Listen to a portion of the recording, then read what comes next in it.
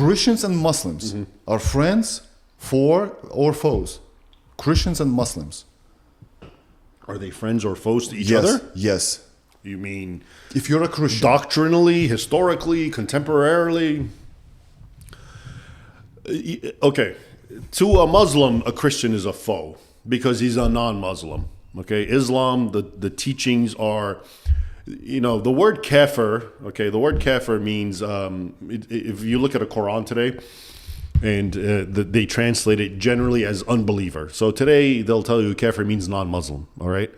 And that is what it means. But the word itself is so full of negative connotations, okay? To be a kafir is to essentially be an enemy of Islam, an enemy of Allah, an enemy of Muslims.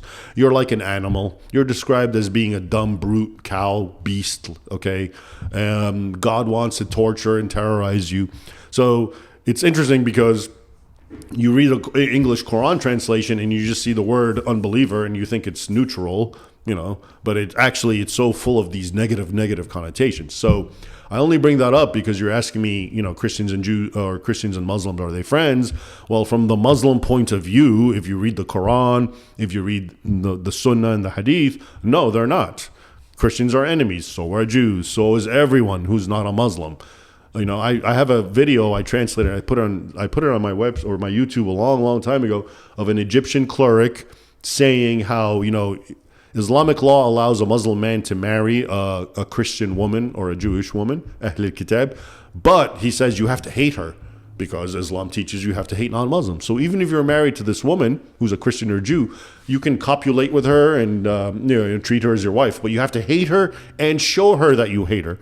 Okay. But once she converts, she says that Muhammad is the Sure, of course. prophet. If she converts, then she's good. You can love her. But as long as she doesn't, you can marry her and you can engage in sexual relations with her, but you have to hate her. Yeah, but why is that just one man saying? If it's not mentioned the same No, but his saying, it's not just one man saying, it's an actual teaching, and it comes from the Quran. The verse that I told you, for example, that it's Quran 64, which says the example for you as a Muslim is Abraham. And he said to his family, I hate you until you become Muslims. So that's the pivotal verse. So to Christians, Muslims are friends or foes? Historically, to Christians, Muslims were people who attacked them and stole their nations and conquered their lands. Right now, you're a Christian. If you meet a Muslim, he's a friend or foe to you?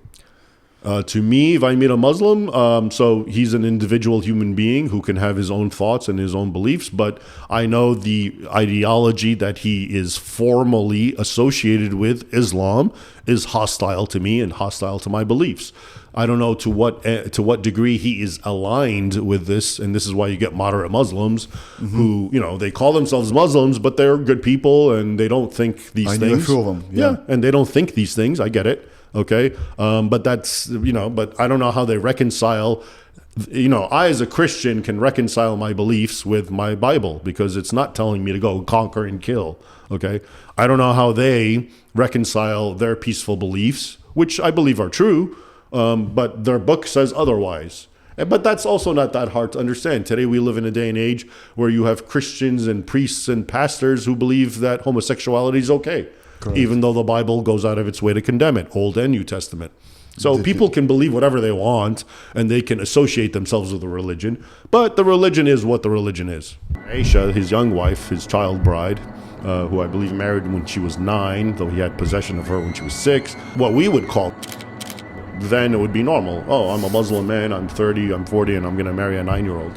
You can have 4 wives and as many slaves as you want, concubines. And they talk about how they attacked and killed everyone, and they took a nun and ganged her until she died in front of everyone. And the eyewitness says, and the Turks did this often to pilgrims. Jihad of the pen, jihad of the tongue, jihad of the money, jihad of the womb. And all of them are to serve Islam, to empower it over infidels. And the Muslim is one who submits. But if you really went to it, it was a political thing. I'm superior, I'm the warlord, you're joining me, you're submitting to me in what I say, which comes from God. And that was it. He claims he's from God, but his modus operandi, the way he behaves, is all about violence, warfare, plunder, sexuality, concubinage, etc. England, it's reached the point where you can't even say the truth about what's happening without going to jail. So obviously the rulers of England, whether they are British natives, hate and are warring on their own people.